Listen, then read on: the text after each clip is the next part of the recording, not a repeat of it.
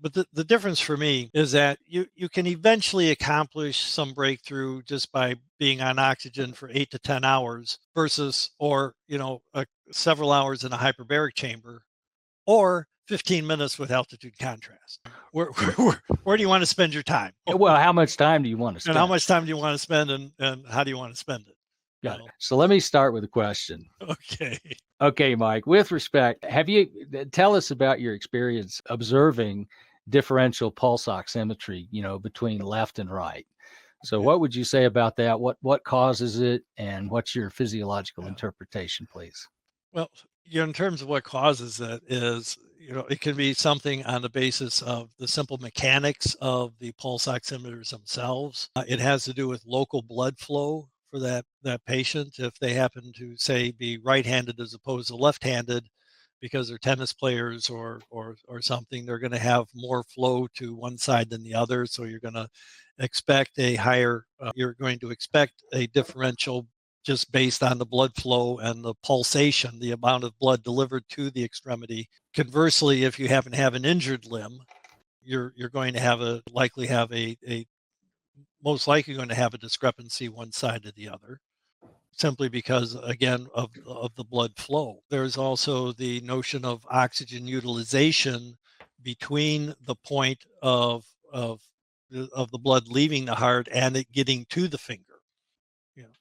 If you have a huge amount of deficit being taken up between those two, between that exit point from the heart and the measuring digit, you're going to have a pulse ox discrepancy. In general, I find that as people get better and the microcirculation opens up and all things become more equal, or at least re-equilibrated, if lack of a better word, then that differential may still exist, but not generally to the same degree you'll see when you first start out using altitude contrast. One of the things I've always been confused about was, like, in my understanding with a pulse oximeter like this, if you take a look at these and you look inside, you'll see that there's effectively a little red dot that shines a laser through the finger. So I'll put it like this. Mm-hmm. How does the pulse oximeter work? What's it looking for, please? Well, it's looking at the red light is you're doing reflectance, and the presence of oxygen dissolved in the plasma will change the reflectivity of that light back to the sensor in the pulse ox. I don't understand all the physics or engineering behind it, but what you're seeing is a reflection of the oxygen saturation of the blood of the plasma with oxygen, as opposed to the amount carried by red blood cells. Okay, so from a discovery point of view, and I'll offer a concept, is so when oxygen attaches to hemoglobin, it's the difference between looking at an artery and a vein. What color is blood in an artery? Okay, Hank, run that one by me again. I was asking you a fun question, which is, what color is the blood in the arteries? Oh, okay. Well, hopefully it's a beautiful scarlet red because of the presence of oxygen. Correct. And what color is the blood in the veins? Well, it's not blue. Okay. We turn blue when we're low on oxygen, but not necessarily our blood is blue, but it's going to be a darker red, more of a maroon. Correct. So and what makes the difference between the bright red and the dark blue? Is the oxygen.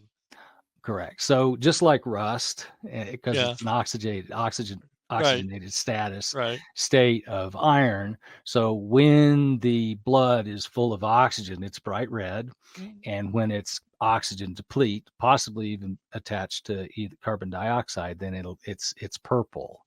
So I always thought that, when this thing looks through the finger, it's basically looking to see how red the blood is. Basically, yeah, and that's the reflectance. If that red light that's on there, if it's reflected, if it's reflected back, then you've got pretty much that saturation of that amount of light being reflected back would be 100% or 99%, and you would say, oh, we have 99% saturation. Correct. So 99 is a particular color of red, 96 is a darker color of red, and 82 is a darker color of red. So we're basically watching the color of the blood as it flows through the finger. Yep. So what's interesting is if you take and you put a pulse oximeter on two different fingers, then why would the color of the blood in one finger be a different color than the blood in the corresponding finger on the opposite side? Well, again, you're talking about how much blood flow are you getting? Are you getting equal blood flow side to side? But more importantly, are you getting equal oxygen utilization side to side? Correct. Okay, so in the body, why would you see differential oxygen utilization on the left versus the right? Usually because of one of those two, and also don't forget mechanics. I mean, you got to be are your two pulse oxes, same manufacturer, same country, same company, we'll same assume they're the calibration, same all those things, identical pulse oximetry. Identical pulse oximeters. Then you're looking at how much oxygen is there equal amounts being delivered, and what is utilization between the point of it exiting from the heart through the left ventricle up through the aorta, and how much is utilized on the way to that particular side of the body. Correct. So let me offer a formula. Okay. Which is if you take the oxygen utilization, which is the color, times the blood flow rate, the product of those two functions is going to give you the actual utilization in the blood flow going through this. So say, for example, if this left finger is using more oxygen than the right, and they've got the same flow, then the conclusion is that maybe this side is having more oxygen used than the other. That would be a reasonable assumption, yeah. But you could also do the converse, which is to say, if the blood flow pathway on this side was compromised, as in less blood was flowing through, and this one had a lower number, then this would be lower because of the blood flow compromise. Yeah. So there's two ways. You can have a compromise of blood flow, or you can have an increase in utilization. Exactly. So if you're seeing an asymmetric pattern, the one you can assume A or B is wrong, or A or B is different on one side. Either it's not getting enough blood so that the blood has more oxygen sucked off of it, or you can say that the blood has had more oxygen removed, so you're going to see a lower pulse oximetry on one side versus the other. Correct. All right, perfect.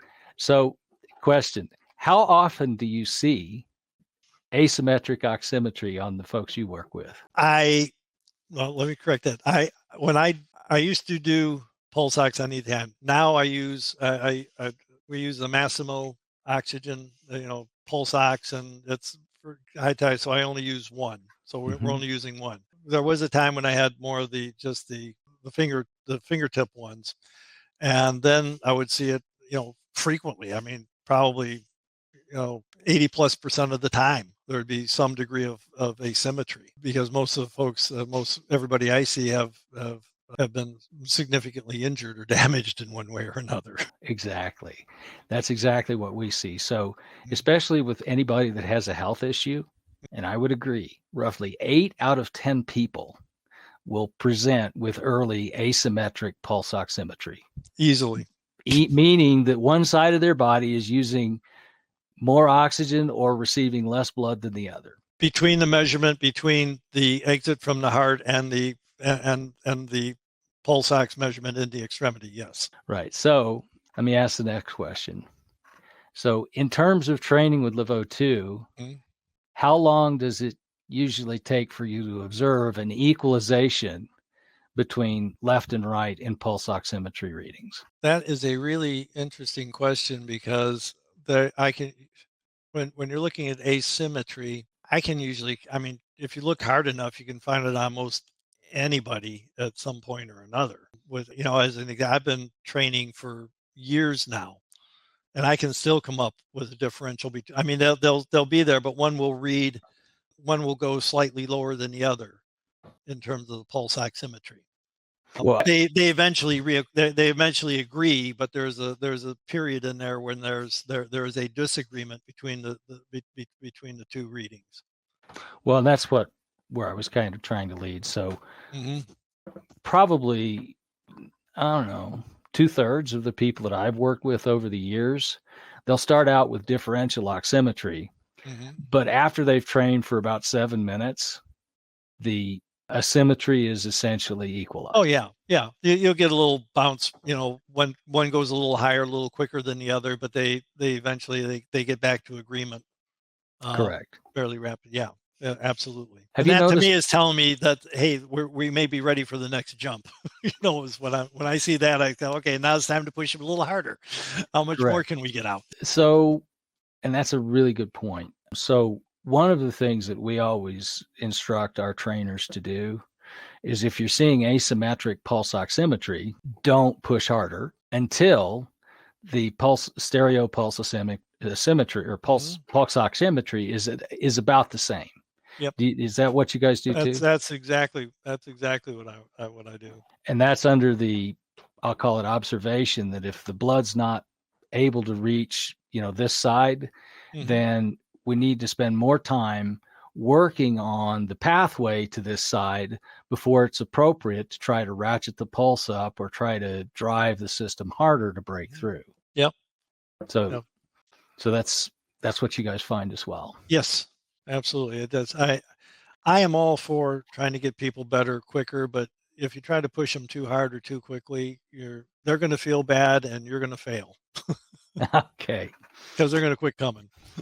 Well, let's go to another case where we see that. So when you train somebody, and let's assume that you've gone through the first oxygen and you've reached the stereo, equivalent stereo pulse oximetry, and you're starting to challenge them by giving some hypoxic intervals. What pattern do you normally see as you take them through the hypoxic challenge cycle, with respect to their oximetry?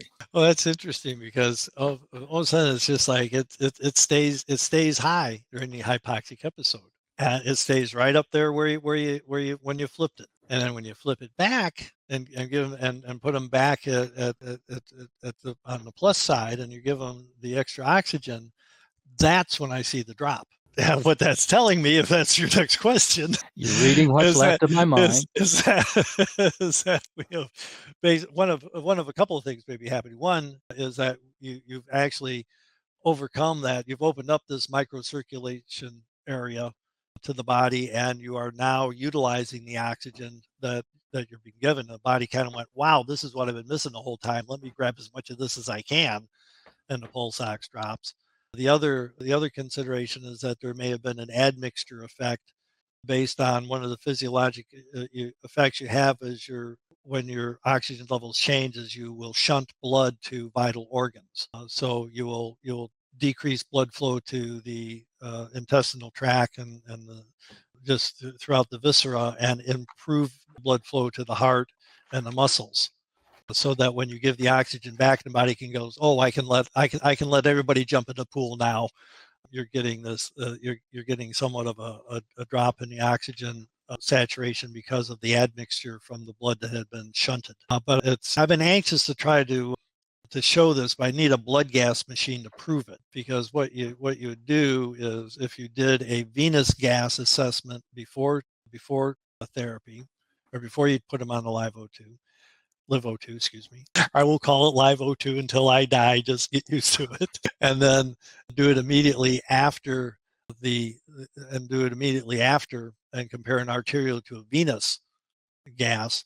You're going to find the utilization in the first instance. If you do an arterial and venous gas prior to oxygen, you're not going to have that much of prior to exercise, you're not going to have that much of a differential in the compromised patient, because they're not able to extract the oxygen because of microcirculation issues or because of mitochondrial deficiencies or what have you. They just can't use that oxygen. After you run them through the thing, and immediately after you switch them back to the oxygen, you're going to see this huge shift between the arterial and the venous side, because now the body is saying, you've given me more oxygen, and I'm now able to utilize it because I've gotten this extra oxygen, and because I've opened up this microcirculation as a result of the oxygen being present and my body's ability to function efficiently. Well, for anybody that wants to cross-check Mike's math, so all you have to do is look at the Ardennes reference where Dr. Ardennes did the AVO2 differentials. And what he was doing, he was inserting platinum probes into the veins, and he could actually do real-time AVO2 monitoring. And this is exactly what he documented, which is he did the publications around like a flu. And so we've published and promoted these showing that, when you come down with the flu, your AVO2 differential, which is how much energy your body's producing, drops to about half, which is why you feel poorly. Immediately after you train with the oxygen, then you go back to about normal. But over a period of days, like 6 days, I believe, something like that, then your body goes up to 140% normal. So what we're talking about in this differential about the pulse oximetry is actually using the pulse oximeter to watch the dynamic re-regulation or restoration of your body's use of oxygen by actually watching the PO2 drop, indicating that the body is absorbing the oxygen at a rate that's different from what the conventional medical model of blood flow and oxygen use is. Mm-hmm.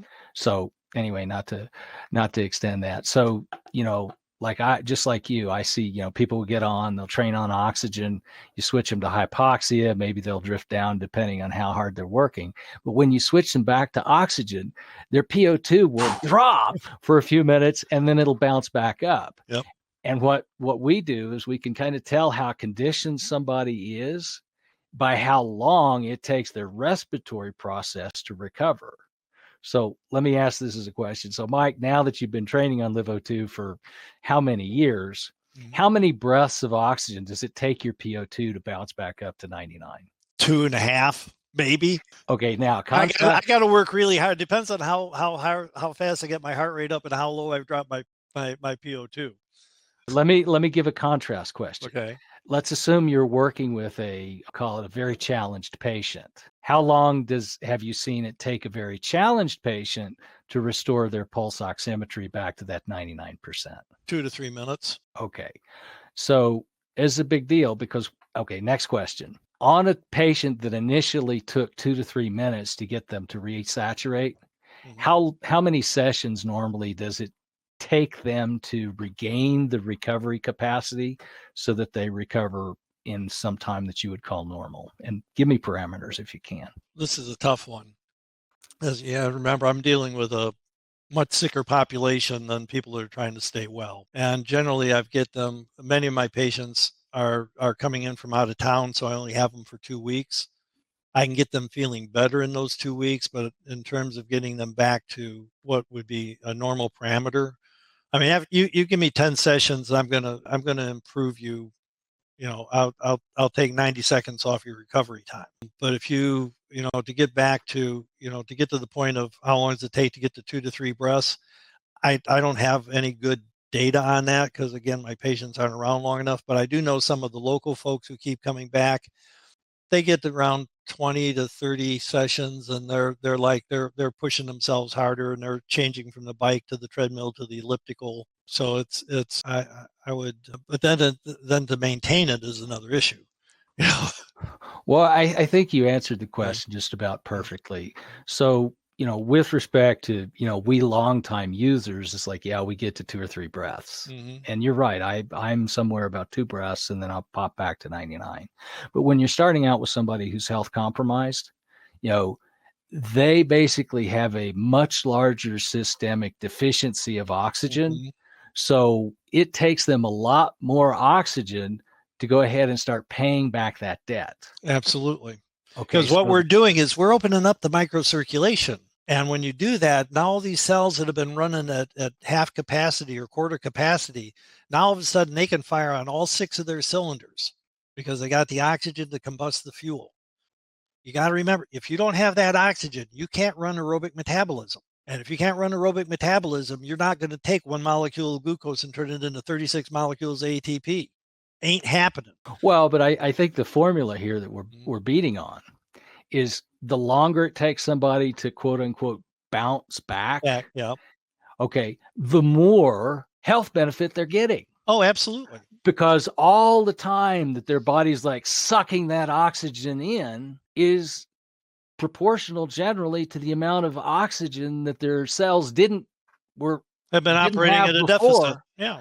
That they're operating in as a deficit. So they're basically sucking it in while they're going. Yeah. But once you've paid back all those deficits and you don't have gobbling up oxygen, then boom, your PO2 bounces back immediately. Yep. Well, you've opened up your microcirculatory pathways. Your cells are happy. It's like, you give me, you take the oxygen away for a while. I don't care. I'm good. You give it back, and I'll be right back where I was. Yeah, I mean, exactly. But you don't. If you're, athletes, they get injured within 2 weeks. They can lose every. And I don't care if you're a trained athlete or somebody that goes golfing once a week. If you have to sit down for 2 weeks and can't do what you're used to doing, you will decompensate. You will lose your training. The difference between an athlete and the weekend warrior is the athlete will recover in a very short length of time. The weekend warrior is going to take him a very long time to get back to doing what he was doing.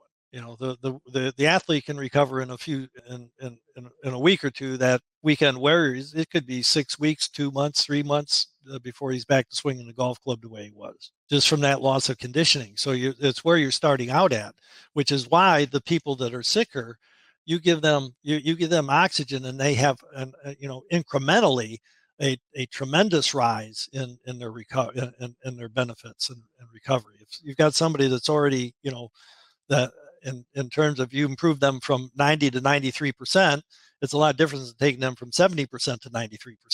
Well, I think the number you gave a little while ago. So if somebody works out with you or trains with you or is in your care for a couple of weeks, which is typical, you're saying that you've seen a 90-second reduction in their recovery time? Yeah. Okay. And that sounds about right, because that's going to be 12, between 5 and 10, sessions. Mm-hmm. Okay. And that's going to improve their oxygen. And so I'll call it lifetime accrued deficit is going to be reduced significantly. Yeah. So they're going to do more healing. Exactly. Okay. Can you correlate with your patient base the reduction in that recovery time to an apparent recovery in health? How does that correlate in your view? Well, it's one and the same, because your ability to utilize that oxygen, which is reflective of your recovery time, is an exact proportion to how much better you're going to feel. The big thing I do with people here is I don't cure them in 2 weeks, but I show them that they can get better. For some people, that is, it's like, oh, I'm 20% better than I was. The vast majority are reporting I am 60, 70% better than I was. But if they don't continue, they can fall back off pretty quickly, because we haven't got them. We haven't firmly established their gains yet. We haven't locked them in. And so this is why, I have folks come back in 3 months and they'll do another few days with me or whatever. But there's a different, you can get a tremendous benefit up front by doing it regularly. I have people do 10 sessions in 2 weeks, and I will get that 90-second reduction in recovery time. But if they just go home and go back to what they were doing, within 2 weeks, they're going to have lost that benefit. You get into that 25 to 30, that 20 to 30 range treatment thing where you're kind of locking things in more. And Von Arden said 25 was kind of the number that he was using, where you can kind of get some kind of lock-in phase. You will feel much better, but that doesn't mean you still don't have room to grow. You'll consolidate your gains you've had, but you may not improve anymore, which is why I continue to do this, years later. I'm not giving up on the gains I've had, and I would like to see if I can get a few more. Let me go. I got one more question. I think it'll be kind of fun. So do you ever do time correlation with your patients? So if you look at the progression of their illness, how long did it take them to get sick? And, as they were getting sick, and, so let's take an example of the 2-week patient that comes into your clinic for 2 weeks. Are you able to quantify how many years their illness regresses while they stay with you doing all the stuff you do? No, not really. It's hard.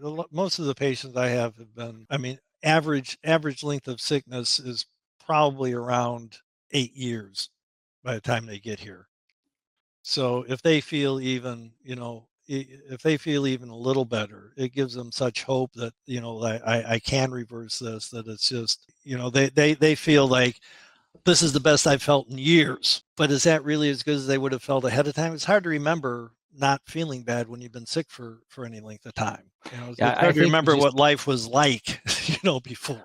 Well, I think you just nailed something that's really important with what we see too, which is, you know, when people start to get sick, all right, and they see their quality of life going downhill, they're like, oh my God, is this what the rest of my life is going to be like? And they go into depression and they're like, do I want to live? And I bet you'll agree with this, but the most empowering thing that I ever get to experience is seeing that sparkle in their eye that says, shit, I got my life back. And when they do that, they're like, or at least the ones that want to be well, they just go, they explode and they tear it up. How does that gel with your experience, jive with your experience? Mark, do you understand what deeper healing stands for? Deeper is actually an acronym, and it stands for the reasons that we get sick.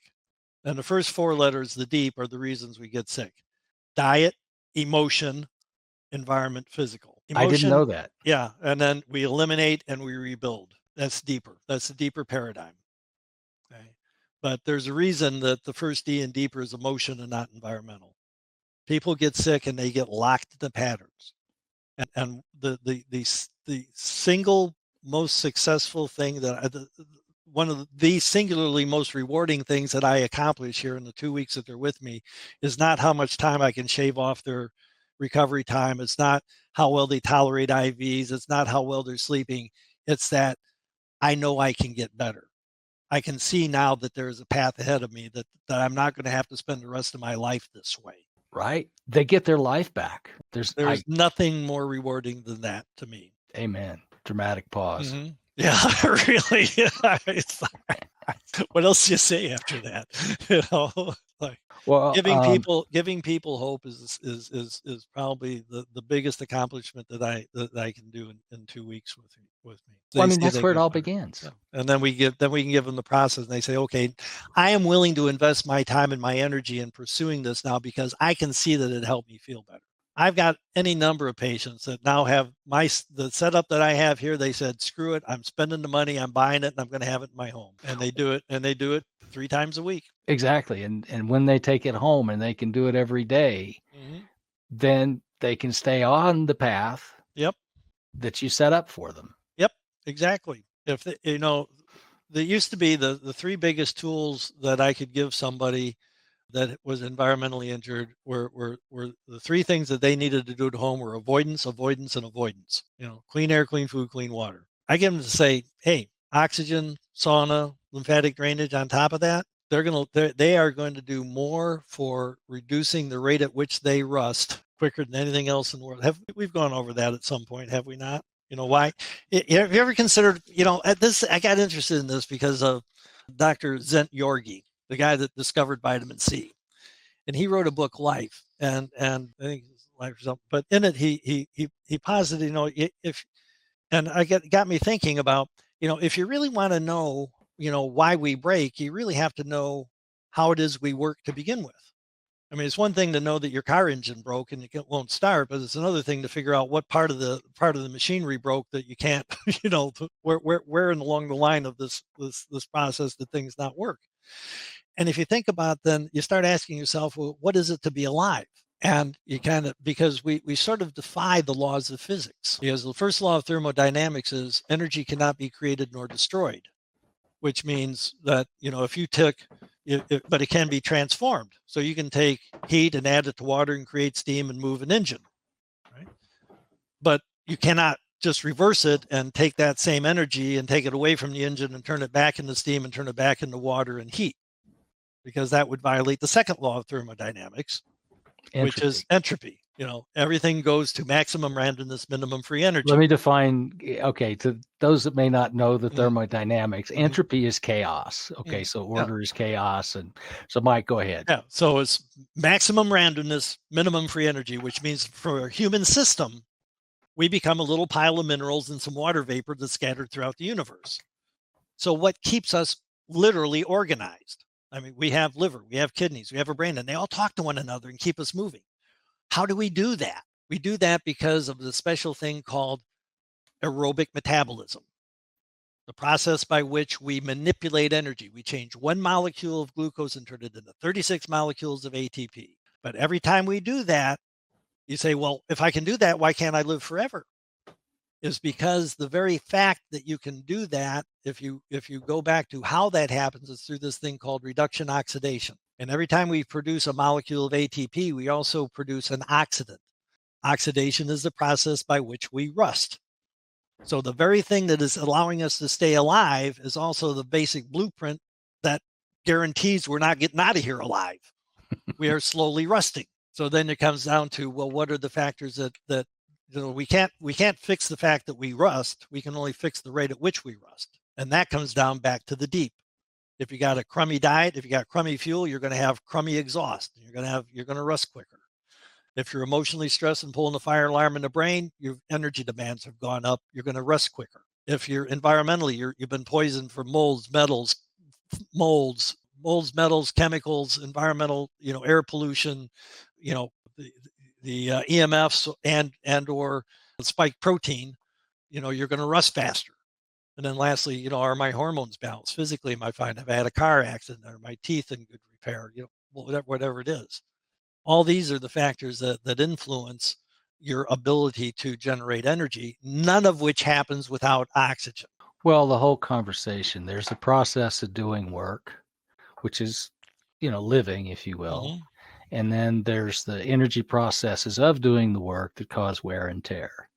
Okay, so we use a word kind of in between those called recovery. Mm-hmm.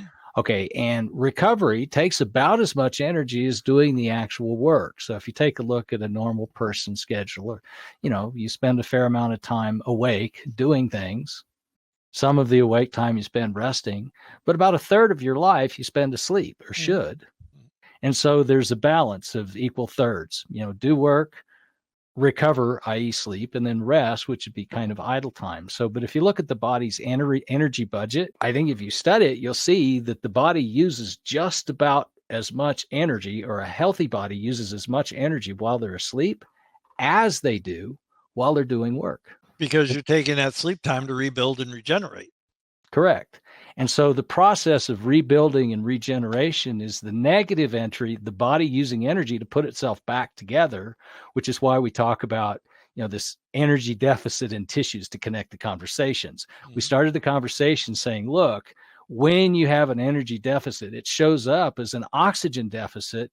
And when you train on the oxygen, you'll notice, or somebody who's had physiological degradation, they have this dip or overconsumption or elevated consumption of oxygen while the body catches up on the repair that it couldn't catch up under normal circumstances. So when we go back to a technology like LiveO2 that, opens the system up and reestablishes the delivery pathway, it's natural to see these dips in the quote unquote available energy because the body's just sucking it up. Mm-hmm. And that's part of this entropy, destruction, or wear and tear and recovery. So from an aging point of view, if you recover really well, you'll age slower. Yeah. And you'll feel better, which is where we see, certainly in Mike's practice, or Dr. Bauerschmidt, deeper healing, is that when you help people or you support their body in ways that enable them to really grow back and recover, then you see a restoration of quality of life, which is why so many people love you to death. Well, thank you for that. I'm not sure. We'll see how many show up at my funeral. Well, I know, but that's going to be another 50 years. God willing, before all this goes to my head. Okay, well, Mike, I'm going to ask you one more hard question. Okay. All right. So say, for instance, I woke up tomorrow and decided that adaptive contrast was a waste of time. And I said, Mike, we're just going to sell you oxygen systems only. What would you say to me? You've lost your mind. You're wasting your money. I mean, oxygen in any form is the great healer, period. You can spend your money on an exercise with oxygen program. You can spend your money on a hyperbaric chamber. You can talk your doctor into just, or you can go online and buy an oxygen concentrator. The question is, how much time do you want to spend doing any of these things? I mean, there's Dr. Bill Ray, who's probably the singularly best environmental medicine doctor, in the country. He's no longer with us, unfortunately. Would literally have you sit in his office for hours breathing through a ceramic mask of, basically you're getting 60% oxygen, which is what we're getting in the LiveO2. You could spend time in a hyperbaric chamber and spend an hour and a half, 2 hours, 3 hours to get the equivalent work of 15 minutes on the LiveO2. You could spend a few hours just standing on your rebounder, breathing oxygen. I like safe, quick, efficient. To me, that's 15 minutes. With the oxygen contrast, I can accomplish what it takes an hour and a half in a hyperbaric or 6 hours with oxygen to accomplish. And, so I'm like, sign me up for that. I can do the LiveO2, my lymphatic drainage and a sauna and be done in an hour and 5 minutes. I'm not even coming up from the oxygen. I'm not even, being decompressed from the hyperbaric chamber in that time. Right. So for any doctors or clinics or facilities that are looking to, really get the job done, how would you guide them with respect to like a standard oxygen, so straight oxygen reservoir system versus the adaptive contrast feature? How would you summarize your guidance? Well, you're doing yourself and your patients a disservice by not taking advantage of the altitude contrast. You're going to get to a certain level of saturation with just the oxygen. And I don't care if you're exercising or not, you're going to get your heart rate up a little bit. The thing that makes the difference is when you do the altitude contrast. Adaptive contrast. Adaptive contrast. It's Monday and late in the day. You do the adaptive contrast and you switch to the altitude. And what you're doing then is you're stimulating the release of nitric oxide to dilate your blood vessels. So when you take the dilating of your blood vessels along with the increased heart rate, you're creating a turbulent flow. And the difference is with the adaptive contrast, it's like oxygenating a mountain stream as opposed to just the oxygen where you're just trying to oxygenate a farm pond. It's that interface between the blood and the oxygen that saturates the plasma. If you're just putting two static forces together, the saturation is not going to be any different than, exercise, no exercise, whatever. Without that turbulent flow, which you need the nitric oxide, which you need the adaptive contrast for, you're going to spend a lot of good time to no avail, and the patients are going to get tired of it, and they're going to say, this is way too much work. I'll just sit home and feel bad. I don't have to come here and feel bad. Well, I think the summary there, and just to echo what I think you said, it's really about bang for your buck for time. Yeah. And how much result can your patient get in this time? Because when they walk in your door, the faster and the more you can make them feel better, the more they're going to have the faith first in themselves, because achieving that emotional breakthrough that says, wow, the rest of my life can be better.